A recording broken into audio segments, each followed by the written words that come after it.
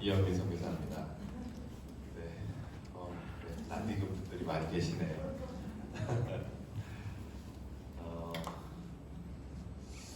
뭐라고 인사를 드려야 되나? 어쨌든 만나 뵙게 돼서 너무나 반갑습니다. 원래는 2021년에 페루로 이제 파송 준비를 했었는데 코로나가 터지는 바람에 파송교에서 좀 2년 정도 더 있다가 2020년 초에 파송이 되려고 했습니다. 이제 2021년 9월에 파송이 됐고요. 지금 이제 정기건강검진차 또 사역조정차 잠깐 이렇게 나와서 일시 귀국했습니다. 짧지만 이렇게 또 선교 학교가 이 학교에서 또 열린다는 소식을 듣고 또 이렇게 부족하지만 페루에 대한 사역 소개와 또 이렇게 페루를 안내해 드릴 수 있는 그런 귀한 시간을 주셔서 너무나 감사를 드리고요.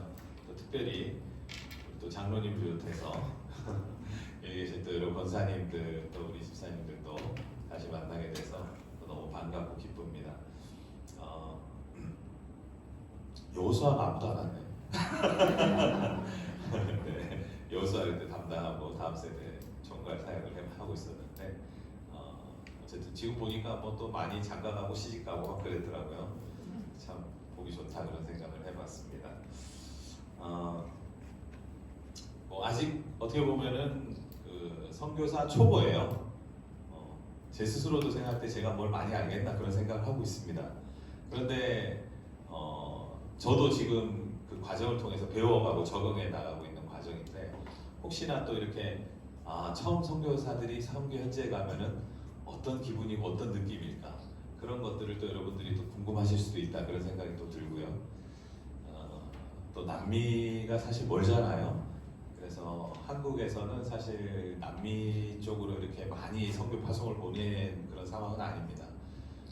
저희 이제 대한민국에서 담당할 수 있는 그런 영역들은 좀 아프리카, 그죠? 네, 아프리카까지 좀 이렇게 가고 있는데 주로 이제 남미 쪽은 그 북미 쪽에서 많이 담당을 해요. 미국 쪽에서 많이 선교를 갑니다. 그래서 한국에서 가려면 너무 먼 그런 부분이라 좀 어려운 점도 있지만 특별히 1985년에 처음 천안중앙교회에서 페루 선교회가 만들어졌어요. 그래서 그때 1985년에 처음 황윤일 선교사님이라는 분이 페루로 파송하게 됩니다. 이분이 이제 페루 선교를 결심하게 된 것은 본인이 선교사로 헌신하겠다라고 하셨는데 아직도 복음이 아직 전해지지 않은 곳이 있는지 전 세계에 문의하고 찾던 중에 그래서 장신대 이광순 교수님께서 선교를 담당하고 계셨는데 선교 교수님이시고 그분이 이제 페루의 소수 부족 중에 셀바 페루도 이제 그 정글 지역이 있거든요. 정글 지역의 소수 부족 중에 아직도 복음이 전해지지 않은 곳이 있다. 이 말씀을 듣고 그럼 제가 페루로 가겠습니다. 하면서 이제 페루 선교가 시작이 된 것입니다. 현재 저희 통합측 선교사 가정은 총 7가정이 있어요. 페루에. 저희는 이제 페루 선교회에서 함께 관리되고 있고 그 페루 선교회를 통해서만 페루로 파송이 될 수가 있습니다. 그래서 페루 선교사님 혹시 이제 다른 분이 저희 통합측 선교사님이 오시면은 저희랑 한 가족이다. 저희랑 우리 통합식에서 함께 선교하고 있구나 하는 것을 다 알 수 있고요. 서로 또 이렇게 함께 모여서 또 페루에 대해서 어떻게 전략적으로 선교를 할 건지 이렇게 회의도 하고 또 사역에 대한 서로 검증들도 하면서 그렇게 지내고 있습니다. 짧지만 페루에 대해서 소개를 드리고 또 저희 사역에 대한 간단한 소개를 드리도록 하겠습니다. 네. 페루를 뭐 제가 이 사역 소개보다는 텔레비전에서 많이 보셨을 거예요. 텔레비전에서 그죠? 페루에 대한 그런 내용들이 TV에 많이 나오고 그런 뭐죠? 그런 오락 프로그램, 여행 프로그램 뭐 이런 데서 여행 가는 걸 아마 보신 분들도 많이 계실 텐데 오늘 보시면 아마 겹쳐져 있는 그런 부분도 있을 겁니다. 저기 나오는 저 사람이 저고요. 그다음에 우리 첫째가 소명이고요, 둘째가 여명이고 아내 전현선 선교사입니다.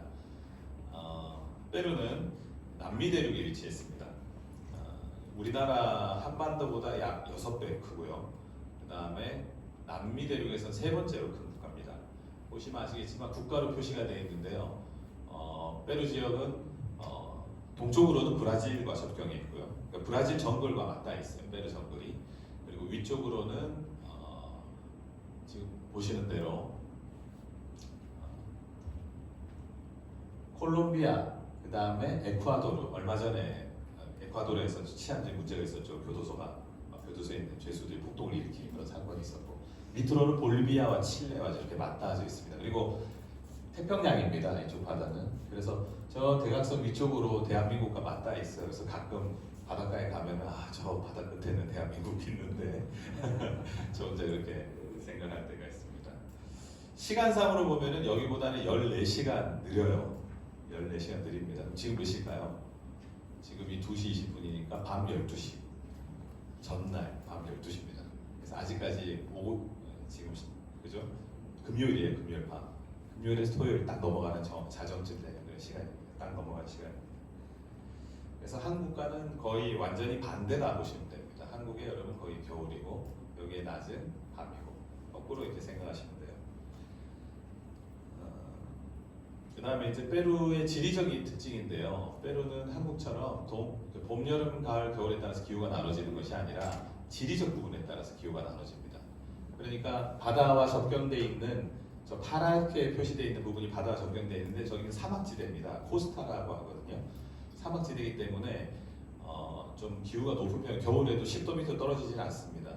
다만 겨울에 이렇게 구름이 안데스 산맥을 넘어가지 못해서 바다에서 몰려온 구름들이 안데스 산맥을 넘어가지 못해서 저 바다에 머뭅니다. 그래서 겨울에 한 4개월 정도는 해를 잘 보지 못하는 4, 5개월은 거의 해를 볼 수 없는 그런 지역입니다. 하지만 기후차는 그렇게 크지 않고요.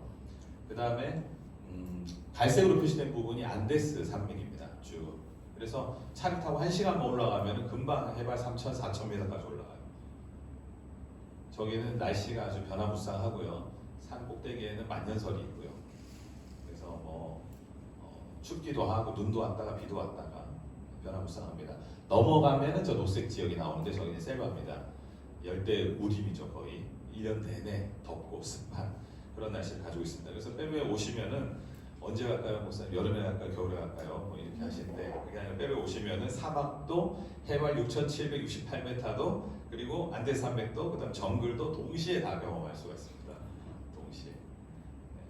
그리고 이제 잘 알려져 있는 관광지는 세계 7대 불가사의라고 하는 마추픽추 여러분 많이 보셨을 테고 요즘 LG 텔레비전이 있고 그래서 보니까 저 무지개산을 이렇게 홍보를 했더라고요. 비니쿵카라고 하는 곳인데 높습니다. 5,000m 넘어가는 곳이에요. 저런 안데스에 있는 관광지들 그리고 보셨을 텐데 나스카 라인이라고 합니다. 나스카 지역이라는 곳에 사막에 지상화가 크게 그려져 있어요. 비행기를 타고 가서 보면은 다양하게 저렇게 미스테리한 그림들이 지상에 그려져 있는 걸 볼 수가 있고요. 그리고 제가 보는 쪽에서 오른쪽에 있는 저기는 이카라는 사막인데요. 사막 안에 있는 와카치나라는 그런 오아시스입니다.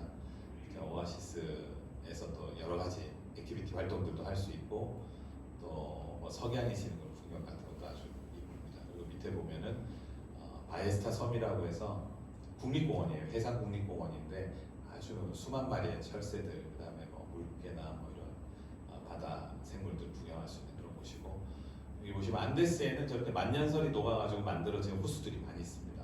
라구나라고 하는데요. 우리 투명하죠, 그죠? 해발 한 4,500m까지 올라가야 돼요. 근데 저걸 보려면 그리고 이제 그 옆에는 지구에서 제일 높은 곳에 위치한 호수라고 하죠. 티티카카 호수인데요.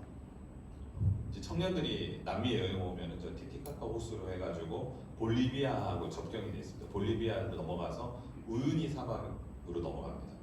거기서 인생 사진을 찍을 수 있다 그렇게 이야기를 하는데 어쨌든 페루에 오시면은 여러 가지 이렇게 구경해 볼 거리들이 많이 있습니다. 한국 분들이 자주 많이 오시더라고요. 또 미국에서 오는지 한국에서 오는지 잘 모르겠어요. 어쨌든 가끔 보이더라고요. 한국 관광객들이. 페루는 인구가 3,340만 명, 2022년 통계입니다.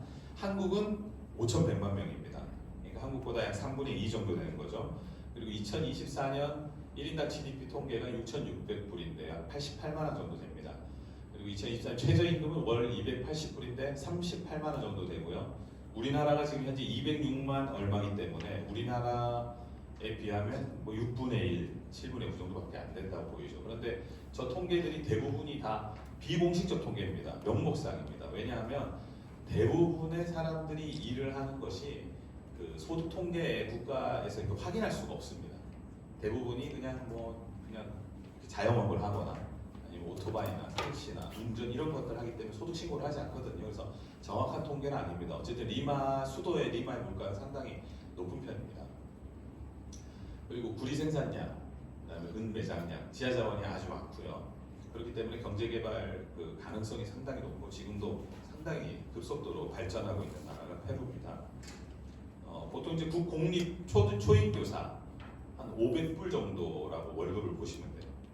저희도 항상 페루 사람 만나보면 이게 실례잖아요. 보통 물어보는 게. 근데 페루에서는 별로 그걸 실례로 여기지 않더라고요. 그래서 저도 물어보거든요. 어떤 직업의 교사 어느 정도 보세요? 이렇게 물어보면은 지금 국공립 초임 교사 같은 경우에 65만 7천 원 정도 한화로, 그러니까 꽤 지금 많이 올랐습니다. 필리핀 같은데 제가 알기로 한 30만 원 수준이거든요. 근데 페루는 지금 65만 7천 원 정도까지 올랐습니다. 전에 지금 탄핵당한 대통령이 국공립 교사 출신이었어요.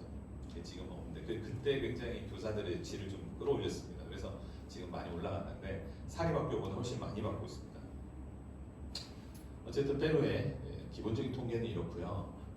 페루의 사회 불안정적인 요소가 있습니다. 첫 번째가 뭐냐면 정치적 불안정입니다. 6년 동안 대통령이 6번 바뀌었고요. 때문에 이제 수시로 반정부 시위가 이루어집니다.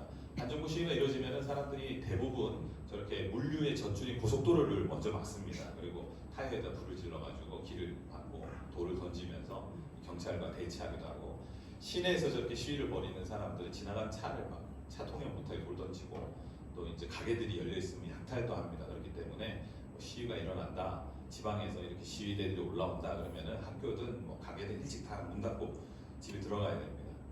이 정치 불안정이 있으면 당연히 부정부패가 따라오죠, 그죠? 저는 이제 관공서에 가봤더니 거기 이렇게 써 있더라고요. 저희 공무원들은 뇌물이나 이런 거를 받지 않습니다. 이렇게 써 있더라고요. 그래서 이거 안 받는구나 그렇게 생각했거든요. 근데 고속도로 가다가 경찰이 잡는 거예요, 저희를. 그러더니 이런저런 어쨌든 핑계를 다 대서 결국은 이렇게 나중에는 이제 저한테 잠깐 차 뒤로 나오라고 하더니 자기 음료수를 좀 마시고 싶고 음료수 값을 달라고 아예 얘기를 하더라고요. 그래가지고 그런 거구나. 그러고 이제 저희 한국 돈으로 한 5천 원 정도 되는 20솔 되는 솔을 주고 이렇게 나온 적이 있습니다. 그러고 봤더니 고속도로 나갈 때마다 그 자리에 항상 있어요. 저희 한국도 옛날 80년대만 해도 고속도로 경찰들이 굉장히 돈을 많이 요구했거든요. 근데 페루도 아직까지 저런 게 저변에는 만연하다. 그리고 위로 올라가면 올라갈수록 보이지 않는 곳에서 부정부패가 많이 있다. 그 말은 무슨 말이냐면 되는 것도 안 되고 안 되는 거지만 되는 것도 있다. 선교사님들이 항상 이야기하는 부분이 이제 저런 영역입니다. 될 수도 있지만 안 될 수도 있고 안 될 수도 있지만 되기도 한다 하는 게 정책인 이런 부분들과 많이 맞물려 있습니다. 그리고 빈부격차가 아주 극대화되어 있습니다.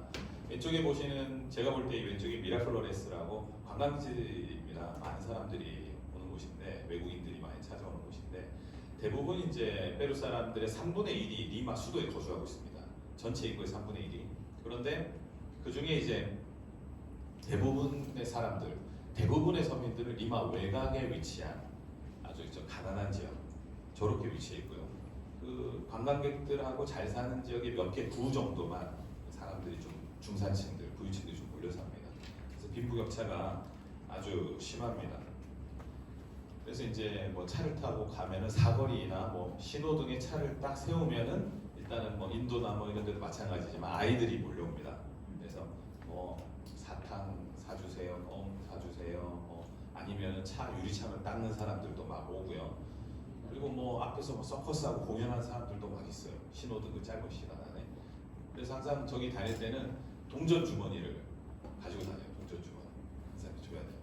그런데 또 일반 외국인들은 막 주면 안 돼요. 왜냐하면은 차 문을 열면 그 차 안에 있는 걸 막 또 훔쳐납니다. 그러니까 외부에서 오시는 분들에게는 특별히 차 문을 열지 마라, 리마시에서는. 그래서 리마시에는 항상 매연이 많이 들어오기 때문에 차를 순환으로 안 해놓습니다. 막아놓고 유리창을 내리면 안 돼요. 그러니까 이제 조금 이동하는데 좀 불편함이 있죠. 대부분 이제 아이들을 업고 혹은 아이들 유모차에 태우면서 저렇게 차들이 다니는데 막 이렇게 구걸을 하고 다니기 때문에 상당히 위험하고, 아이들이 있으면 좀 마음이 더 약해지잖아요. 그러니까 아이들을 동원해가지고 구걸을 많이 하고, 아이들이 없는 집은 어떻게 할까요? 아이들이 없는 집은 아이들이 있는 집에게 돈을 주고 아이를 삽니다. 사가지고 그 아이를 데리고 수면제 메고 재워요. 그리고 그거를 하기도 하고 이제 때로는 신생아까지 신생아를 데리고 나와요.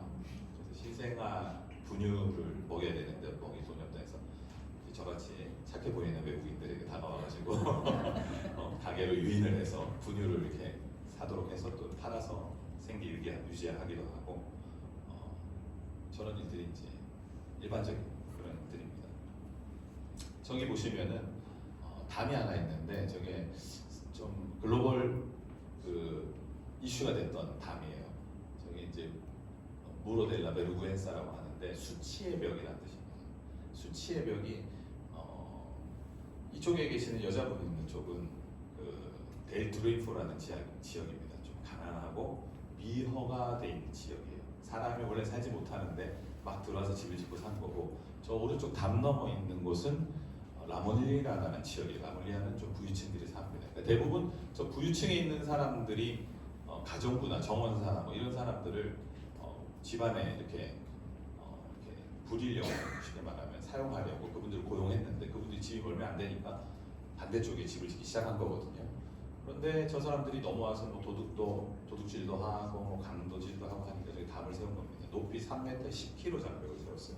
그러다 보니까 이 사람들이 원래는 출근하러 가야 되는데 30분이면 가는데 저기 막혀 있으니까 차를 두세 번 갈아타면서 돌아가야 돼요. 2시간 반, 3시간 걸려서 돌아가야 돼요. 그래서 저게 이제 직업 선택의 자유 침해다, 평등권 침해다 해서 페루 헌재에서는 위헌이다, 철거하라 그랬거든요. 근데 부유한 지역에 사는 사람들이 왜 우리 돈으로 세운 걸 우리가 철거하냐? 철거하려면 국가가 너네가 철거해서 철거를 안 하고 있습니다. 그러다 보니까 계속 불편함이 계속되고 있습니다. 보시면 빈부격차가 상당합니다. 그리고 이제 그 페루 아침에 텔레비전을 켜면요, 7시부터 8시 사이에 거의 보면 CCTV, 전날 밤에 CCTV로 일어난 범죄들을 아침 뉴스로 보도해줍니다. 그래서 아침에 보다 보면은 전날 일어났던 범죄가 계속 CCTV로 보도가 되고 있어요. 그럼 어떤 일들이 일어나냐면은 보통 뭐 권총감, 또 차량전, 또 마약, 미성년자 유괴, 휴대폰 소매치기 뭐 이런 장면들이 계속 보도됩니다. 특별히 이제 휴대폰이 제일 돈이 되잖아요. 휴대폰을 하나 가져가면 훔치면은 한 달 생활비가 나오기 때문에 휴대폰 도난이 상당히 많이 일어나고요.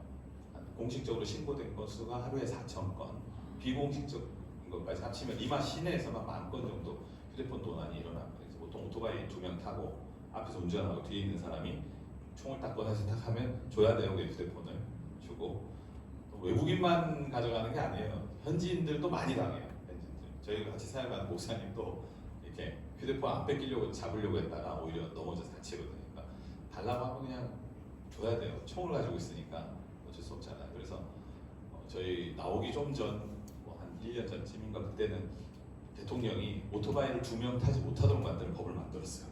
아예 오토바이를 2명 못 타도록. 그런데 그렇게 되면 생계가 어렵잖아요. 그러니까 다시 무효화가 됐는데, 어쨌든 매일 저런 CCTV에서 저런 범죄들이 일어났다고 보도합니다. 특별히 이제 권총이 있으니까 남미들이 다 마찬가지인데 한 뭐 100만 원 정도 한화 그러면은 사람을 죽여줍니다. 그래서 청부살인이 굉장히 흔해요. 청부살인 아침마다 보는 것 같아요. 청부살인이 일어난다. 그러니까 길에서 식사하고 있는데 누가 와서 이제 청소하고, 그러니까 뭐 이렇게 독점해서 뭘 한다든지 욕심을 부린다든지 사업도 그렇게 하면 언제든지 청부살인의 객체가 될 수 있어요.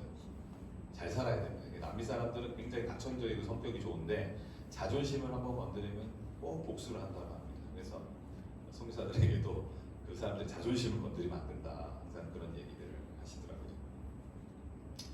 그리고 이제 페루는 그래도 남미 중에서는 그래도 경제가 좀 이렇게 조금 안정된 편인데, 주변 국가들 지금 베네수엘라라든지 콜롬비아라든지 뭐 어려운 나라들이 많이 있습니다. 거기 이제 베네수엘라 난민 680만 명이 중에서 180만 명이 페루로 들어왔는데, 이분들이 어떻게 보면은 페루에 와서 또 주류가 될 수가 없잖아요. 그러니까 다시 또 이분들도 여전히 그냥 좀 어두운 세계에서 또 활동을 하시는 거예요. 그러다 보니까 페루에 있는 조직원들, 갱단하고 또 마찰이 있고, 그러면서 또 막 갱단끼리 수류탄을 던지며 싸우더라고요, 시내에서. 그러니까 이게 같은 스페인어를 쓰지만 그 안에서 서로 하나 될 수 없는 그런 또 인종 간의 갈등들이 또 막 생겨나는 거예요. 그래서 그런 부분들이 지금 페루 사회에서는 사회통합이 또 새로운 어떤 문제들로 또 이렇게 등장을 하고 있습니다. 중요한 건 이제 종교인데요. 페루의 종교는 지금 2021년 통계인데 카톨릭이 60%, 기독교가 14%, 무교가 25% 통계를 가지고 있습니다. 그러니까 자신이 카톨릭 신자다 이렇게 말을 해도 카톨릭이 대부분의 명목상의 교인이에요. 우리나라 불교 신자들이 절에 안 가는 것처럼 비슷합니다. 그래서 15% 정도만 미사에 참석을 하고요. 자칭 카톨릭 신자들도 그 정통 카톨릭을 믿지는 않아요. 대부분이 매달 매일의 수호 성인이 있어서 이제 부적처럼 그 수호 성인을 의지합니다. 자신의 차에도 그 수호 성인을 새겨놓고 다니고 그리고 보시면은 그 17세기에 두 차례 대지진이 일어났어요. 리마에 대지진이 일어났는데 모든 건물이 다 쓰러졌는데 쓰러지지 않은 벽이 하나 있었어요.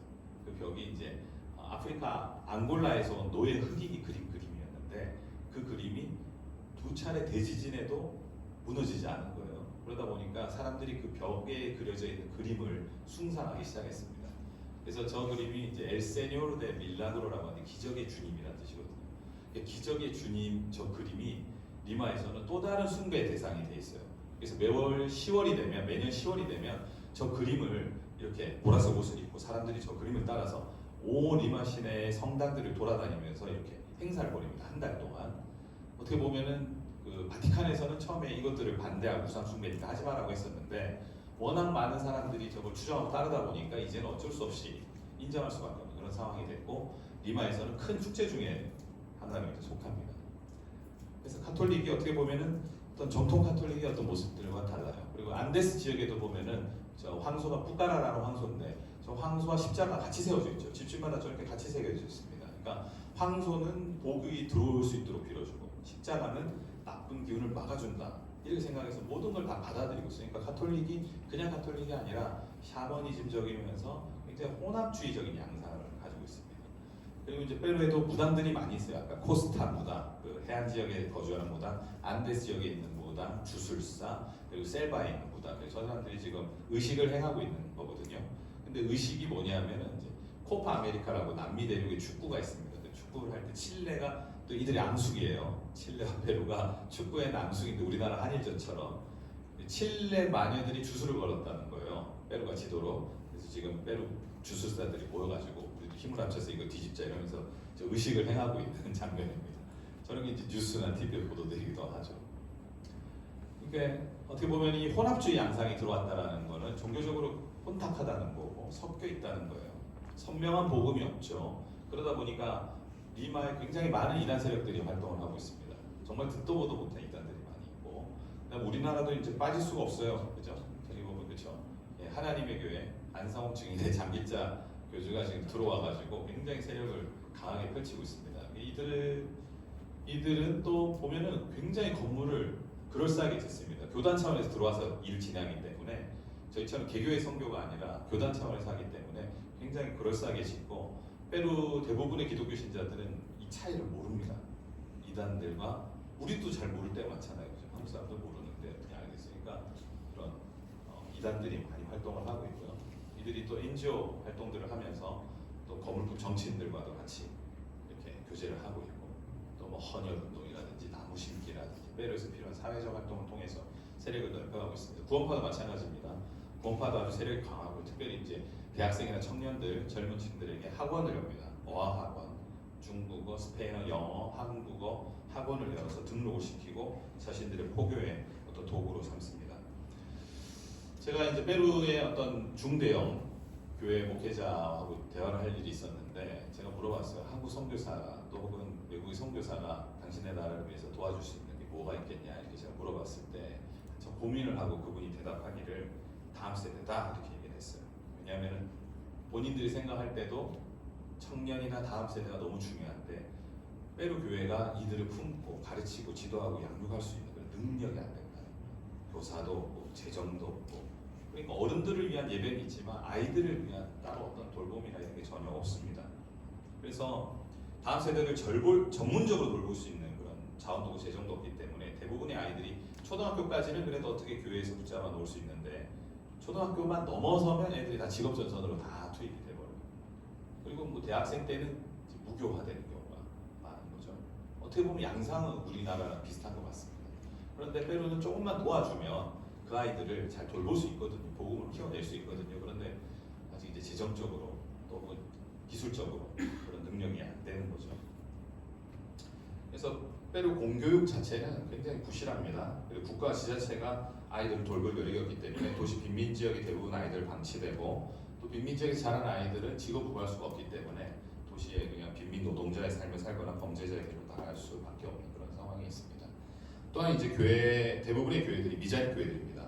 그래서 페루 목사님들은 주중에는 항상 일을 해야 되고 일을 해도 벌 수 있는 돈들이 이제 최저 생계비 정도에 그치게 됩니다. 남미에서 오순절 운동이 부흥 운동이 있었습니다. 그래서 많은 사람들이 헌신을 다짐했는데 대부분의 사람들이 제대로 된 신학 교육을 접하지도 못한 채 그냥 목사가 됩니다. 그래서 파스토리라고 하는데 뭐 초등학교 나와도 파스토리 될 수 있어요. 중학교 나와도 파스토리 될 수 있고. 그래서 때문에 이 남미에서는 페루뿐만 아니라 교회의 자립의 문제, 그 다음에 목회자의 자질 문제 굉장히 큰 숙제라고 볼 수가 있습니다. 1950년대, 60년대 브라질을 비롯한 중남미에 이 오순절 기독교 부흥 운동이 일어났는데요. 대부분 이제 기복적인 메시지, 기복적 신앙, 그 다음에 어떻게 보면은 그 번영주의 목회 그런 것들이 흥황하면서 교회는 부흥했지만 대부분 유명 목회자에게 집중이 돼 있었던 거예요. 의존했던 거죠. 그런데 이후에 이분들이 스캔들을 일으키면서 다시 교회들이 제대로 체계가 잡히지 못한 채 추락한 경우가 아주 많았습니다. 그래서 올바른 어떤 말씀 양육이나 제자 훈련이 없으니까 신앙과 삶의 괴리가 아주 크고요. 대부분이 내가 신앙의 목표가 뭐냐, 세상의 빛과 소금이냐, 예수 그리스도의 삶을 따라 사는 제자로서 삶 이런 거 없습니다. 그냥 공동체를 통해서 나 좀 도움 좀 받았으면 좋겠어. 그리고 내 신앙이 조금 더, 내 삶이 조금 더 나아졌으면 좋겠어. 대부분 그런 기복적인 그런 신앙의 마인드를 가지고 신앙생활을 하고 있습니다. 그래서 질적인 성장, 또 바른 신앙, 바른 말씀 교육 이런 것들이 아주 시급한 그런 상황입니다. 최근에 이제 아까도 말씀드렸지만 페루인들의 종교적인 변화에 흐르고 있는데요. 지금 카톨릭은 4%고 복음주의 교회는 25.3% 많이 증가했습니다. 그런데 의미 있는 부분은 무종교인이다라고 응답한 사람이 120만 명에 달합니다. 2007년 조사 이후에 94%나 증가했습니다. 신앙이 없다. 대부분 도시 거주 인구, 남성, 청년 이게 특징입니다. 그래서 어떻게 보면은 이 부분이 다시 우리가 재복음하나 또 복음을 전할 수 있는 그런 어떤 포인트가 될 수도 있고 또 어떻게 보면은 받아들이지 않으려고 하는 그런 세태에 대한 그죠? 어떤 약점이 될 수도 있고 선교에 있어서는 이 기회를 잘 살릴 필요가 있다는 생각을 해봅니다. 남미 선교의 장점은요, 기독교 문화가 기본적으로 뿌리 내려져 있기 때문에 복음 전하는 데 있어서 거부 반응은 없습니다. 다 받아들이는데 아까 말씀드린 대로 단점은 다 받아들이니까 선명한 복음은 없어요. 믿는다고 하지만 그 믿음의 내용이 다 다르다. 열정이 있는 민족입니다. 그래서 신앙을 한번 믿으면 뜨겁게 믿고요. 또 북미와 유럽, 또 아시아, 전 세계 남미 사람이 다 퍼져 있죠. 인구가 상당히 많습니다. 때론 그래서 다른 남미 국가 그 사람들에 비하면 또 페루 사람들은 굉장히 제가 볼 때 낙천적이고 굉장히 결핍되어 있음에도 불구하고 여유가 있어요. 남미 사람들의 특징인 것 같아요. 그래서 이들의 마음에 만약에 하나님의 사랑과 바른 말씀이 심겨진다면 또 그 복음이 또 이렇게 물결을 타게 된다면 중남미를 기반으로 해서 다시 복음의 어떤 운동들이, 부흥의 운동들이 일어나지 않을까 하는 기대를 가지고 남미에서 사역을 하고 있습니다. 저희는 아까 말씀드린 2020년 9월에 파송 예배를 드렸고 10월 6일에 페루에 도착했습니다. 보시면 저희 아들이 그 페루에만 있는 잉카콜라입니다. 저게 노란색 콜라인데요. 코카콜라가 점유하지 못한 유일한 나라라고 합니다. 잉카콜라. 회사는 코카콜라로 넘어갔대요. 어쨌든 그렇습니다. 그리고 이제 망고가 값싼 망고입니다. 저기는 값싼 망고를 먹고 있는 장면이고요. 그다음에 현지 교단의 그 임원분들하고 만나서 이렇게 인사를 나누고 있는 장면이고, 페루의 도시에도 중대형 교회들이 있습니다. 여러 교회들을 탐방하면서 페루의 교회들을 한번 살펴봤고, 저희와 함께 사역하고 있는 그 에릭스 목사님과 사모 엘바 사모고요. 저희는 이제 코로나 기간에 들어갔기 때문에 아이들이 입학을 위해서 이제 비대면으로 입학 시험을 보고 있는 장면입니다. 그리고 비대면으로 수업을 진행했고요. 그다음에 이제 종교 비자로 전환하는 것 더 밑에 이제 마리아라는 자매가 있는데 도와줘서 굉장히 은혜롭게 비자를 발급받을 수 있게 됐습니다. 사실은 굉장히 좀 어려울 뻔했거든요. 왜냐하면 코로나 기간이었기 때문에 이게 대면으로 하지 않고 체계 자체를 페루가 비대면으로 다 바꿨어요. 근데 페루가 그 컴퓨터 이런 프로그램들을 만들면서 뭐랄까 조금 부족한 게 많이 있었던 것 같아요. 그러니까 저는 이제 휴대폰이 아이폰이었는데 저기에서는 안드로이드 폰으로만 가능했던 거예요. 들어가는 것 자체가. 그래서 길이 막혔어요. 찾아갈 수도 없고 또 신청도 할 수 없고 인터넷으로는 어떻게 아이폰으로는 할 수가 없어요. 근데 저희는 모르잖아요. 이게 아이폰이어서 안 되는 건지 안드로이드에서 안 되는 건지 몰랐잖아요. 예전에 제가 사역하던 교회에 한 청년이 페루로 어학연수를 간 기억이 나더라고요. 그래서 제가 그 청년한테 어학연수를 조금 공부를 도와줄 수 있는 자매 한 명 소개시켜달라고 했는데 저 마리아라는 자매를 소개시켜줬거든요. 그 청년이. 그래서 저 자매하고 처음 어학 공부를 하려고 만났는데 저 자매한테 이제 이런 어려움이 있었다고 얘기했어요. 그런데 저 자매가 거기로는 이민국에 자기가 근무를 하고 있다고 하더라고요. 깜짝 놀랐어요. 그래가지고 자기가 도와주겠대요. 그래서 그러냐고 도와달라고 그렇게 얘기했더니 노트북을 가져오라고 다음 시간 노트북을 가져오라고 하더라고요. 근데 저거를 정보를 입력해서 업데이트를 시켜야만 들어갈 수도 있고 이제 아이폰이 아니라 안드로이드 폰만 된다. 지금 그것도 알려줬고 본인이 직접 이제 기록을 해서 올려주는 거예요. 근데 그 기록에서 넣을 수 있는 시간이 1시간이에요. 1시간. 근데 1시간 안에 어떤 정보를 넣어야 되냐면 제 정보와 아내, 아들 둘 그리고 제 아내 거 들어가면 아내께 남편과 아들 둘 아들이 들어가면 아들의 아빠, 부모 둘과 동생 이게 4명 거를 1시간 안에 넣어야 되는데 제가 볼 때는 불가능 제가 볼 때는 못해요. 이게 해석 번역도 안 되는 그런 상황. 그래서 저희 하면 그 일을 하고 있으니까 25분 만에 그걸 다 끝내더라고요. 그래서 야 이런 일이 또 다 있구나. 여기서 또 이렇게 하나님께서 연결시켜 주셔서 그래서 저 자매가 이민국에 근무한다고 제가 선교 편지를 써가지고 한국으로 이제 보내서 저 자매 도움을 많이 받았다고 했습니다. 그런데 갑자기 이제 페루에 있는 선교사님들한테 저한테 연락이 오기 시작했어요. 제 그걸 어떻게 보면 다 선교사님들이 저 비자 때문에 문제를 가지고 있었거든요. 그런데 제 선교 편지를 어디서 보셨는지 저 자매 얘기를 듣고 이민국에 있는 그 자매한테 부탁 좀 해도 되겠냐고 해서 여러 선교사님들 도와드렸습니다. 제가 그 덕분에 그래서 하나님 앞에 저 자매도 쓰임 받고 또 그게 한 7, 8년 전이었는데 그게 또 그렇게 하나님께서 딱 맞춰서 역사하실지는 생각도 못했는데 너무 감사한 일이었어요. 그리고 저희 아이들은 이제 현지에서 코로나 백신을 맞았고요. 저희는 현지에서 지금 현지 목회자 양성을 위한 교단 신학교 사역을 하고 있습니다. 아까도 말씀드렸지만 페루에 7가정의 제 페루 선교사들이 있는데 대부분 이제 저희 장로교단에서 처음 아까 그 파송되었던 그 선교사님이 세웠던 교단이 있습니다.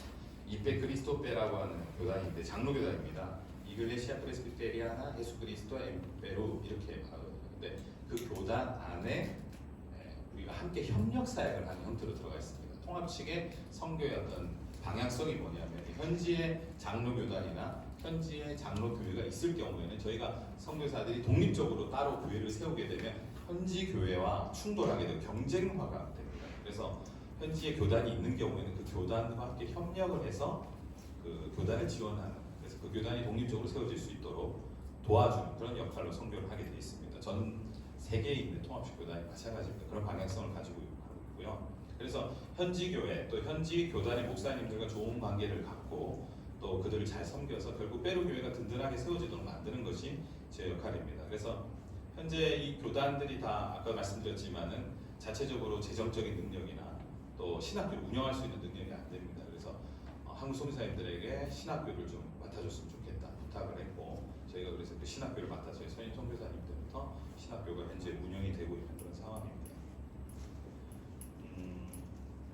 그리고 이제 현지에 있는 저희 그 장로교단 교회들 방문하고 있는 그런 장면이고 노회와 또 총회에 참석하고 있는 그런 장면입니다.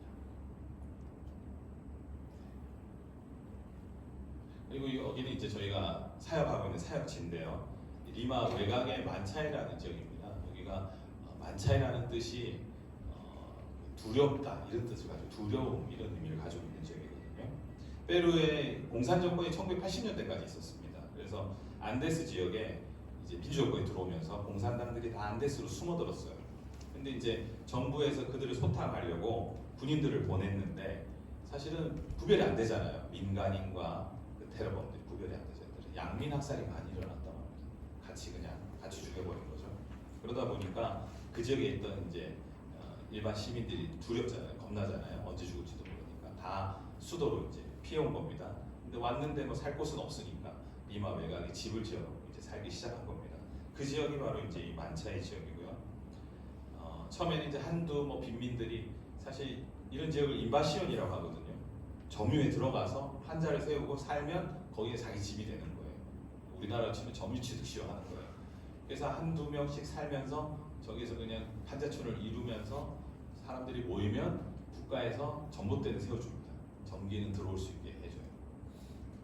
근데 이제 정전이 자주 되고 전기가 불안정하고 또 그 다음에 물은 없습니다. 수도시설이 없기 때문에 물차들이 저렇게 다니면서 이렇게 물을 자기 집마다 이렇게 물차들이 있어요. 이렇게 물을 공급해서 일주일 동안 쓰고. 근데 대부분 이제 물들이 좀 오염된 그런 경우도 많고. 어떻게 보면은 굉장히 살기가 불편한데 그 만차이 지역의 렛다말 끝부분에 있는 렛다말 계곡이라는 계곡에 그 계곡에만 한 2만 명 정도 거주하고 있을 추정합니다. 그 입구 쪽에 보면은 저기 제가 보는 쪽 오른쪽인데 앞에 건물이 하나 있죠. 간판이 세워져 있는데 저기 이제 몬테올리보스 일레시아 몬테올리보스라고 합니다. 감남산 교회예요. 우리나라로 말하면 저 교회가 이제 저희가 개척 지원해서 세워서 현재 섬기고 돕고 있는 교회고요. 그 뒤에 있는 건물이 신학교 강의동 건물입니다. 저 1층에는 진료소가 있어요. 진료소가 있어서 저 지역에 있는 사람들이 와서 이렇게 진료받을 수 있게 해주고 위에는 신학교 사역이 있고 신학교 강의동이 있고 맨 위에는 이제 국생사택이 있고 저기 앞에 교회 이제 개척교회가 이제 운영이 되고 있습니다. 그래서 저희는 이제 일단 다음 세대들을 좀 키워내고 다음 세대 돌볼 그런 사역을 좀 준비하고 있고요. 현재도 지금 주일학교 사역을 좀 지원을 하고 있는 그런 상황입니다. 그리고 이제 장년들도 성경 공부를 가르치고 또 아이들도 좀 성경 공부를 가르치고 이제 아이들을 어떻게 사역들을 더 이렇게 잘 돌볼 수 있느냐. 왜냐하면 아이들이 학교 마치면 1시면 다 오거든요. 공교육이 그냥 너무 대충입니다. 공교육이. 그래서 그런 아이들은 부모들이 다 일하러 가기 때문에 동네에서 다 방치돼 있어요.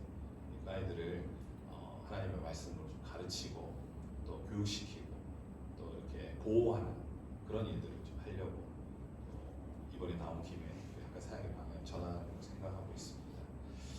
기억나실 때마다 또 페루 교회가 다 자립할 수 있도록 아까 말씀하신 좀 어렵습니다. 혼합신앙이 좀 어려워요.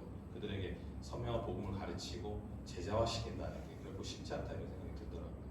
그래서 페루에 좋은 리더자들이 많이 생겨나고 또 복음으로 남미를 중심으로 중남미를 중심으로 다시 부흥들이 일어날 수 있도록 위해서 함께 생각나실 때마다 저희와 가정에서 또 기대해 주시면 감사하겠습니다. 네, 사연 보건데요. 짧았나요, 길었나요? 네, 시간이 조금 애매하긴 한데 나중에 이제 토론할 거리를 위해서 저도 뭐 이렇게 만들어 달라고 해서 만들어 드렸는데 짧게 메시지를 전하고 마무리하도록 하겠습니다. 토론을 위해서 편안하게 들으시면 되겠습니다. 에스겔 오늘 말씀을 그 본문으로 드렸는데 가지고 계십니까? 다 같이 한번 읽어볼게요. 에스겔 1장 1절에서 3절 말씀입니다. 시작. 30째 해 넷째 달 초닷새에 내가 그발 강가 사로잡힌 자 중에 있을 때에 하늘이 열리며 하나님의 모심이 내게 보이니 여호야긴 왕이 사로잡힌 지 5년 그 달 초닷새라. 갈대아 땅 그발 강가에서 여호와의 말씀이 부시아 제사장 나 에스겔에게 특별히 임하고 여호와의 권능이 내 위에 있으리라. 37장 1절 2절 시작. 여호와께서 권능으로 내게 임재하시고 그의 영으로 나를 데리고 가서 골짜기 가운데 주셨는데 거기 뼈가 가득하더라. 나를 그 뼈 사방으로 지나가게 하시기로 본즉 그 골짜기 지면에 뼈가 심이 많고 아주 많았더라. 페루에 갔는데 제가 거주하는 리마는 1년 내내 비가 오지 않는 지역이에요. 특히 저기 그 만차에 갔더니 나무 하나도 없잖아요. 나무 없어요. 사람도 쓸 게 없는데 거기 나무 줄무리 어디 있겠어요. 그래서 이제 제가 가서 보니까 그냥 에스겔 37장 말씀이 떠오르더라고요. 그냥 이렇게 마른 뼈 골짜기구나. 그냥 뭐 딴 거 볼 것도 없더라고요. 그냥 척박하다. 정말 비가 오면 단비가 내려서 사람들에게 행복해야 되는데 거기는 비가 오면 다 무너져서 다 죽어요. 그렇잖아요. 마른 산에 다 집을 빽빽히 지어놓고 사는데 비가 오면 어떻게 되겠어요? 그러니까 비가 없는 곳, 물이 없는 곳, 물을 내려달라고 말할 수 없는 곳이고요. 제가 볼 때는 야, 여기가 마름표 골짜기 같다 그런 느낌이 들었습니다. 어떻게 보면은 그 동네 이름도 만차이잖아요. 두려움, 절망. 사람들이 쫓겨와서 모여 살기 시작한 그곳이 가지고 있는 그 영적인 상징의 의미가 좀 크다 이런 생각이 들었습니다. 나중에 한번 꼭 와보시기 바랍니다. 마추픽추 보는 것보다 거기 보면은 참 하나님 앞에 잘 살아야 되겠다 그런 생각이 들더라고요. 저는 한국이 얼마나 좋은가, 그죠? 선교사님들이 하시는 말씀들이지만 한국이 얼마나 좋은가 그런 생각이 들고, 뭐 그런 꼭 눈에 보이는 그 외형적인 그런 형편에서 우리가 더 낫다 이런 면이 아니라 예배할 수 있고 말씀을 들을 수 있고, 와 인터넷으로도 말씀을 그죠 전파하고 또 교회가 있고 교제할 수 있는 사람이 있고, 얼마나 카페가 많습니까? 카페 밥 먹고 카페 가야 되고 그죠? 와 바빠요 한국은 자리들 이동하면서. 그러니까 제가 볼 때는 뭐 굳이 차이로 얘기하자면 이거는 뭐 0과 100의 싸움이다. 0과 100의 싸움 이런 생각을 해봅니다. 웬만한 거는 뭐 그죠? 말을 많아야 돼요, 그죠? 그런 의미에서 선교는 한번 갔다 오는 게 좋다. 저도 사실 현장 상황 파악하는데 1년 한 3, 4개월 지나니까 조금 눈이 뜨이더라고요. 그 전에는 뭐 봐도 이게 뭐 어떻게 돌아가는 건 잘 모르겠어요. 일단 언어가 안 되니까. 예전에 백 목사님 그러셨어요. 제가 선교 간다고 하니까 아니 가서 한 2달, 한 달 휴가 줄 때 갔다 와 보라고 하더라고요. 저보고 휴가 줄 테니까 갔다 와 보라고 그 다음에 얘기하자고 그러시더라고요. 근데 한 달 갔다 왔어도 몰랐을 것 같긴 해요. 가끔 이제 거기 있으면서 백 목사님 가지 말라고 하는데 가지 말걸 이런 생각도 조금 하긴 했는데 어떻게 보면은 참 마음속으로는 부닥치는 마음이 절망적인 그런 생각이 많이 들더라고요. 그러면서 에스겔 말씀이 많이 생각났어요. 오늘 본문에 등장하는 이 에스겔이 사독계열 출신의 제사장이었습니다. 어떻게 보면은 가장 그 당시에는 좋은 신학교 출신이고 아버지가 제사장이었기 때문에 자신도 제사장이 되는 거예요. 25세가 돼서 이제 막 제사장 인턴이 돼가지고 예루살렘 성전을 이제 출입하면서 이제 내가 할 차례예요. 이제 그리고 인생의 전성기고 프라임 타임이죠. 근데 그때 강대국이었던 바벨론이 침공해 온 겁니다. 그러니까 나라는 순식간에 초토화되고 에스겔은 당시에 유대 왕이었던 여호야긴 왕과 함께 그 팔레스타인 땅에서 이란 북부 지역에 있는 바벨론까지 1600km나 되는 척박한 땅 사막을 포로로 끌려가게 되는 겁니다. 처음에는 그래도 희망을 가졌어요. 왜냐하면 이 포로 생활이 한 1, 2년 안에 끝날 것이다. 거짓 예언자 시드기야라는 예언자가 단기를 드렸어요. 1, 2년 안에 너희 다시 예루살렘 돌아온다. 하나님이 너희들 그냥 내버려두지 않아. 그러니까 야 희망이 있어 버텨보자. 그랬는데 결국 바벨론에 끌려온 지 5년 만에 완전히 우리나라가 우리 고국이 초토화됐다. 공중분해됐다 소식을 듣게 됩니다. 돌아갈 집도 없는 거 이제 고향도 없는 거예요. 내가 봉사해야 성전도 없는 거. 요즘 뭐 청년이나 뭐 이런 분이라면 직장 자체가 없어진 거예요, 그죠? 직장도 없고 나라도 없는데 무슨 일이 있겠습니까? 그래서 에스겔서 읽어보면요, 답답하다 이런 말씀이 많이 나옵니다. 나라를 잃고 가족을 잃고 비전을 잃어버리고 어떤 회복도 기대할 수 없는 그런 완전한 절망에 빠져 있었던 사람이 바로 에스겔이었습니다. 저도 이 선교지에 부임하면서 뭣도 모르고 갔으니까 가서 보니까 절망과 싸워야 되는구나라는 걸 처음 알았어요. 헛된 희망을 갖지 말아야겠다 첫 번째. 그다음에 절망하지 않도록 절망과 싸워야 되겠다 이런 생각을 했어요. 선교지에 없는 게 많잖아요. 안 되는 게 많잖아요. 그럼 저라도 능력이 있어야 되는데 제가 또 능력이 없잖아요. 그러니까 절망할 수밖에 없겠구나. 그러니까 많은 선교사님들이 제 생각에는 선교지에 처음 부임하면 절망하지 않기 위해서 분명히 싸우고 있을 거다. 저는 그런 생각을 해봤어요. 절망하지 않기 위해서 발버둥 치겠구나. 물론 이제 선교지뿐만 아니라 여기도 마찬가지입니다, 그죠? 우리 한국도 얼마나 절망하는 일들이 많습니까? 답답하고 어려운 사람 만날 때가 너무 많죠. 그럼에도 불구하고 에스겔보다 낫잖아요. 에스겔이 처한 상황보다는 낫지 않습니까? 근데 보면은 요즘 TV나 뭐 이런 거 보면은 너무 쉽게 상처있고 너무 쉽게 절망에 빠지는 그런 경우가 많더라고요. 좌절금지, 절망금지 막 이러는데 통장 보고 그죠? 잔고 보면 절망하죠. 절망 안 하시나 봐요, 여러분들. 돈이 많으신가 봐요. 눈, 코, 입 다 이쁘고 그죠? 건강한데 어떤 저 청년을 보니까 목사님 저는 쌍꺼풀이 없어요. 절망이 저기에요. 하루 세끼 다 먹고 그죠? 간식 먹고 커피 먹는데 저는 왜 먹으면 먹는 대로 다 살러 가요. 절망하고 뭐 그냥 이를 악물고 다이어트를 하는데 왜 또 살이 안 빠져요? 막 절망하고 전체적 이상해. 어떻게 보면은 뭐가 진짜 절망일까? 진짜 절망인지 뭐가 뭔지도 모르고 시도 때도 없이 그죠? 스스로 만들어내는요. 어떻게 보면 가짜 절망, 가짜 절망. 비교해서 생기는 절망. 그냥 남들이 하니까 따라하는 절망. 이 습관적으로 반복되는 이런 절망 계속 하고 살면요, 계속 그 절망 가운데 허족되게 됩니다. 그래서 하나님이 구체적으로 하나님이 도우시는 그 손길을 경험할 수도 없어요. 하나님의 손길이 내게 언제 임했는지도 몰라요. 그 가운데 살아간다. 하지만 우리가 정말 겪고 있는 절망이 정말 이유 있는 절망이고 정말 이유 있는 고난이라면 하나님은 반드시 우리가 가슴을 찢는 아픔으로 그 아버지 이름을 부르면요, 하나님은 반드시 우리의 절망에 개입하십니다. 여러분 혹시라도 뭐 절망 가운데 있으신 분들이 있다면 절망 안에 하나님의 넘치는 위로가 항상 함께 있다는 걸 기억하시기 바랍니다. 오지에서 복음 전관한 그 선교사님이 풍토병으로 어린 자녀 잃었다고요. 선교사님 사모님이 극한 우울증에 빠졌겠죠. 너무 괴로우니까 살기 싫고 그럴 때 또 기도도 안 나오고 그냥 힘도 없는 나날 보내고 있었는데 어느 날 그 텍사스에 사는 웬 할머니에게, 미국인 할머니에게 전화가 왔대요.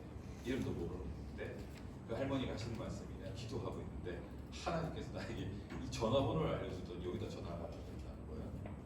그래가지고 그분을 위로해주고 그분을 카운슬링 해주라고 했다는 거예요. 이 사모님이 그 할머니하고 대화를 하다가 회복이 됐다는 거예요. 우울증을 이겨내고 힘을 얻었다는 겁니다. 믿어지세요? 저는 잘 안 믿어지는데 저도 근데 한 누우면 한 2, 3분이면 확 골아 떨어지는 스타일이거든요. 근데 파송 후에 제가 뭐 여러 가지 고민이 있어가지고 저는 고민도 잘 안 하는데 선교제가 있고 고민이 생기더라고요. 답답한 마음이 있었어요. 괴로웠어요. 잠이 안 오는 거예요. 하나님이 원래 목사님들은 자기 자신을 잘 기도 안 하는 것 같아요. 제가 근데 저도 그렇거든요. 다 책임져 알아서 해주시겠지 뭐 그러고 있는데 그냥 마음이 너무 답답하니까 자는데 한숨이 막 나오고 하나님 제발 좀 말씀 좀 해보세요. 말씀 좀 해주세요. 이러면서 제가 투정을 부리면서 억지로 이렇게 잠이 들었는데 아침에 새벽같이 누구한테 연락이 왔어요. 20년도 넘게 연락이 끊겼던 제 대학 후배한테 연락이 온 거예요. 그러더니 굉장히 그때 대학교 다닐 때 교수님 방에서 같이 잠도 자고 막 친하게 지냈던 후배거든요. 제가 그렇게 예수를 막 전했어요. 그랬더니 뭔가 있긴 있는지는 안 돼요. 자기도 이 세상에 그냥 생기진 않았대. 그게 하나님인지는 모르겠다 그랬어요. 근데 이 청년이 지금 자기가 인격적으로 하나님 만났는데 기도하는 중에 예전에 자기에게 복음을 전했는데 형 너무 보고 싶더라고요. 그래서 카톡 영상 통화로 전화가 왔어요. 20년 만에. 그래서 저는 전화를 받고 그 얘기를 하면서 저를 만나고 싶다고 하더라고요.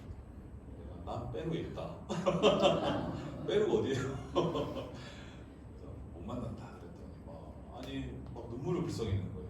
등치가 이만해요. 190 거의 다 되네. 키가. 근데 막 눈물을 막 그러면서 저한테 이런 얘기를 하더라고요. 형님 아무 걱정 마세요. 제가 다 책임질게요. 아멘이십니까? 근데 저는 되게 뜬금없었어요. 왜냐하면 제가 뭐 아무 말도 안 했거든요. 제가 아무 말도 안 했는데 저한테 형님 걱정 마세요. 그리고 같은 날 생각지도 못한 한 성도님이 문자가 왔어요. 또 생각지도 않았는데 저랑 같이 사역한 것도 아니에요. 저랑 뭐 인사를 한 것도 아니에요. 나중에 들어보니까 그분 아드님이 초등학교 때 지나가는 저에게 샌드위치를 갖다 줬대요 한번. 그래서 제가 받았대요. 그 끝이에요. 몰라요 저도. 근데 그분이 저에게 연락이 와가지고 저한테 문자를 보냈는데 목사님들이 제일 무서워하는 문자죠. 목사님 저 누군지 모르세요? 그래서 모르겠는 거예요. 죄송합니다. 모르겠습니다. 그랬거든요. 상관없대요. 근데 기도 중에 목사님이 많이 힘들 것 같다는 마음이 자기한테 들었다는 거예요. 저한테 연락했습니다. 그리고 오늘 힘내시라. 이분들은 제가 무슨 고민을 가지고 있는지도 모르고 뭐가 필요한지도 모르는데 도대체 뭘 걱정받는 건지, 뭘 책임지겠다는 건지 정말 의아했어요. 그 이후로 뭐 후배 따로 연락이 오거나 그렇진 않아요. 신기한 것은 제가 그 순간 이후로 힘이 생겼다. 그 말들이 하나님 음성으로 들렸어요. 하나님께서 여전히 지켜보고 계시고 여전히 하나님께서 모든 것을 컨트롤하고 계신다는 믿음이 생겼다. 아마 지금도 여기 계신 분들 중에도 아마 저처럼 기적 같은 위로를 아마 경험하고 계신 분들이 아마 있을 거예요. 그리고 하나님의 영이 우리에게 어떻게 생길 줄입니까? 하나님의 말씀이 한 말씀이라도 우리 마음에 들리기만 하면, 그 말씀이 하나님의 말씀이라고 믿어지기만 하면 그 순간 모든 게 바뀝니다. 희망이 생기고 그 다음에 그 말씀 때문에 갑자기 위로를 받고요. 그 말씀 때문에 성령 충만을 경험하게 된다는 것입니다. 그래서 이 에스겔서 제가 보니까 에스겔서를 주석한 한 신학자가 이렇게 말했어요. 하나님의 말씀, 여호와의 말씀은 하나님의 영, 성령을 실어 나르는 불전차. 그래서 낙심이 차지하고 절망의 언어가 내 삶을 막 지배하는 것 같다. 그러면은 여러분 에스겔서 한번 읽어보는 것도 좋을 것 같아요. 에스겔 이름 자체가 여호와께서 내게 힘을 주신다는 뜻을 가지고 있거든요. 하루에 우리가 한 장씩 읽어나가다 보면 우리 마른 뼈 같은 영혼에 살이 붙고 힘줄이 붙고, 그죠? 생기가 들어가게 되고 하나님의 거룩한 분대로 다시 태어나게 있습니다. 오늘 본문에 등장한 에스겔이 그런 경험을 한 사람이에요. 인생이 송두리째 구겨지고 내팽개쳐지고 절망할 수밖에 없는 그런 사람이었죠. 동서남북이 다 막혔고 어떤 소망도 기대할 수 없는데 하늘이 열리는 경험을 하게 됩니다. 오늘 본문 1장 1절을 보니까 내가 그 밝은가 사로잡힌 자 중에 있을 때 하늘이 열렸다. 여러분 이스라엘 백성들이 가진 고정관념이 있었어요. 그게 뭐냐면 하나님의 임재와 영광은 성전에 있다는 거예요. 예루살렘에 있다는 생각이었습니다. 그래서 그들은 바벨론에 지금 포로로 끌려와 있는데 마음 한 곳의 목적은 뭐예요? 예루살렘으로 돌아가야 돼. 성전으로 돌아가야 돼. 계속 그랬어요. 근데 하나님이 지금 어디 계시는 거예요? 파괴된 성전 이스라엘 지성소의 그 사이에 계셔야 할 하나님께서 하늘을 열고 바벨론 그걸 지금 유대인의 포로 수용소, 난민 캠프, 자기들 위에 지금 오신 거예요. 더 이상 예루살렘으로 돌아갈 수 없는 백성들을 위해서 하나님이 친히 찾아오셨다는 거예요. 이게 바로 하나님의 성교입니다. 하나님의 성교. 선교하시는 하나님. 하나님께서 아들 예수 그리스도를 보내시기 이전부터 구약에서도 이미 하나님을 선교하고 계셨다는 거예요. 사도행전 1장 8절에 예수님 지상 명령 후에 사도들을 통해서 선교가 그제서야 시작된 것이 아니라 이미 구약에서는 하나님께서 예루살렘 성전을 떠나서 바벨론 땅 포로 수용소 낮은 곳으로 임하셨다는 것입니다. 아멘. 그렇게 하나님의 권능이 에스겔 위에 임하게 되었습니다. 그때 비로소 에스겔은 꼼짝달싹 자신을 못하게 했던 절망의 벽들, 절망의 말들, 절망의 생각들, 이제는 안 되겠다, 어쩔 도리가 없다, 희망이 없다, 난 능력이 없다, 나를 도울 사람이 없다, 그렇게 자신을 결박하고 있던 그 쇠사슬과 같은 에스겔의 고정관념이 깨지게 된다. 그러므로 여러분 권능이 뭡니까? 저는 권능이 이 고정관념을 깨는 힘이라고 생각합니다. 모든 절망적인 생각을 바꾸고 상황을 역전시키는 힘, 온 사방이 막혀 있어도 열린 하늘을 바라보게 하는 것, 땅이 흔들리고 바다가 나를 삼키려고 해도 결코 낙심하지 않는 힘, 이게 바로 권능인 것입니다. 이 땅 가운데 내가 가진 모든 기대가 다 무너지고 아무도 내 소망이 안 되고 어떤 기대와 희망이 다 끊어진 것처럼 보인다 해도 갑자기 뭐가 보이는 거예요. 뭐가? 하나님의 나라는 건재한 거예요. 하나님은 여전히 그 뜻 가운데 온 세상을 통치하고 계신 거예요. 지금 하나님은 능력으로 그의 나라를 전파하고 그의 백성들을 지금도 찾으시고 하나님 일하고 계신다. 자녀 삼으시고 씻으시고 보호하시고 이것을 깨닫는 것, 이게 바로 권능인 것입니다. 그러므로 여러분 너무나 절망적이고 답답한 심령이 있습니까? 이 열린 하늘의 은혜를 체험하시기 바랍니다. 하나님의 권능을 우리가 체험하면 세상 것을 잃었다고 낙심하지 않습니다. 이 땅의 헛된 소망에 마음을 뺏기지 않습니다. 도리어 스데반처럼 하나님 나라를 위해서 목숨도 아끼지 않는 영적 전사로 그 순간 거듭나게 된다는 것입니다. 또한 하나님의 권능이 임하면 우리 다른 것을 볼 수 있는 능력이 생깁니다. 우리의 경험과 한계를 뛰어넘는 하나님의 관점, 하나님의 시각을 갖게 돼요. 에스겔 8장 3절에 보니까 그가 송 같은 것을 펴서 내 머리털 한 모습을 잡으시고 주의 영이 나를 들어올리셨다. 공중부양 시키셨다는 거예요. 딴 데 잡았으면 좋았을 걸. 그죠? 머리카락 들고 들어올리신다. 하나님은 열린 하늘로 에스겔의 머리카락을 잡아서 하나님의 공중까지 들어올리셔서 보여주신 거예요. 깨닫게 해주신 거예요. 하나님의 관점에서 보게 해주신 거예요. 그러니까 여러분, 우리가 영적 화물경에 막 빠지는 그런 경험 아닙니다. 하나님과 함께 세상을 내려보는 방법은 어떤 특이한 영적 재미 이런 게 아니에요. 새로운 관점을 갖게 되는 것입니다. 바울이 회심하기 전에 바울은 어떤 사람이었냐면 하나님의 열심을 가지고 있어 건신된 사람이었고 율법에 흠이 없는 사람이었지만 그는 예수 그리스도를 핍박했고 스데반을 돌로 쳤어요. 자기 시각, 자기 관점에만 머물러 있었기 때문이었습니다. 땅에 속한 사람이었어요. 거기까지밖에 볼 수 없었기 때문입니다. 하지만 사도 바울은 하늘이 열리는 체험, 다메섹 도상에서 주의 음성을 듣고 삼층천까지 끌어올려지는 영적 구약의 경험을 통해서 하나님의 관점을 갖게 됩니다. 하나님의 시각을 갖게 됩니다. 그리고 내가 잘못 살았구나, 거꾸로 살았구나, 무엇이 중요한지 알게 된 거예요. 그때부터 그는 예수 그리스도의 종이 되었습니다. 그토록 멸시하고 핍박했던 이방인들을 위한 선교를 자신의 일생일 때 최고 과제로 삼고 그 일을 위해 목숨까지 바치게 됐다. 그래서 여러분, 에스겔서 보면 하나님께서 에스겔에게 환상을 많이 보여주시거든요. 근데 왜 환상을 많이 보여주시는지 아세요? 아이러니하게도 환상을 깨게 하려고 환상을 보여주십니다. 환상에 빠져 살지 말라고 환상을 보여주세요. 아무리 말로 해도 말씀을 못 믿고 깨닫지 못하기 때문에 높은 곳으로 가서 새로운 관점으로 깨닫게 해주시는 거예요. 예루살렘으로 자꾸 돌아가려고 하는 그들에게 타락한 성전과 파괴된 성전과 성전을 떠나는 하나님의 영을 보여줍니다. 너희가 돌아가야 할 곳이 그곳이 아니라 내가 지금 이곳에 바벨론에 임하고 있고 너희는 지금 포로 상황에 있지만 내가 이곳에 나의 권능을 부어주겠다. 너희는 이곳에 있어야 한다. 이곳에서 살아낼 힘을 너희들이 가져야 한다고 하나님께서 보여주십니다. 환상이 중요합니까? 일상이 중요합니까? 하나님은 환상을 통해 일하는 것이 아니라 일상을 통해서 더 많은 일들을 이루어내십니다.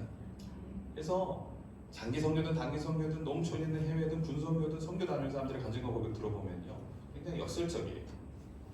환상을 가지고 갔다가 일상의 능력을 가지고 돌아옵니다. 주러 갔는데 내가 받아봤다 그래요. 가르치러 갔는데 내가 되게 철부지 아이들에게서 뭘 배웠다 그래요. 치료하러 갔는데 내가 병자인 걸 알았다 그래요. 고침 받고 왔다고 합니다. 없는 것밖에 없는데 부족함이 없었다 그래요.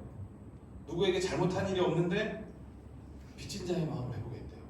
누군가에게 괜히 미안한 마음을 해보게 됐다고 합니다. 나는 늘 부족하고 가치 없는 사람이라고 생각했는데 어느 순간 내가 정말 소중한 존재라는 걸 깨달았다고 말합니다. 평소 내가 얻고자 목매달았던 그 모든 것들이 얼마나 무가치한 걸 깨달았다. 노후 준비도 하나도 안 돼 있는 분들이 지금껏 내가 하나님께 얼마나 많은 복을 받았는지 모른다. 나는 그걸 감사하다고 말합니다.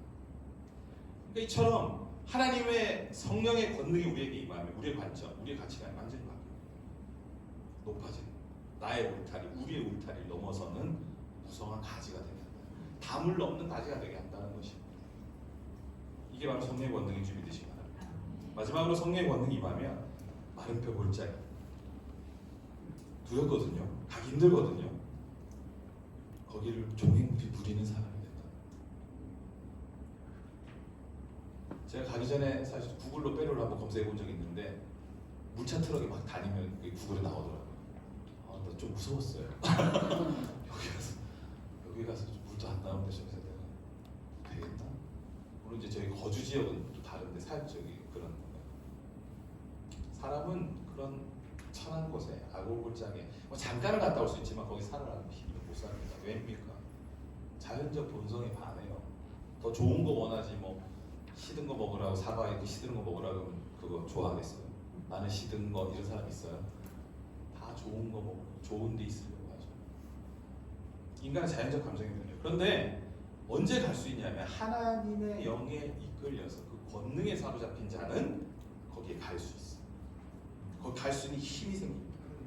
그래서 하나님의 권능이 임하고 하나님의 영에 사로잡히면 부귀와 권력의 껍데기를 추구하지 않습니다. 사람들의 인정과 칭찬이 있는 곳 나가지 않습니다.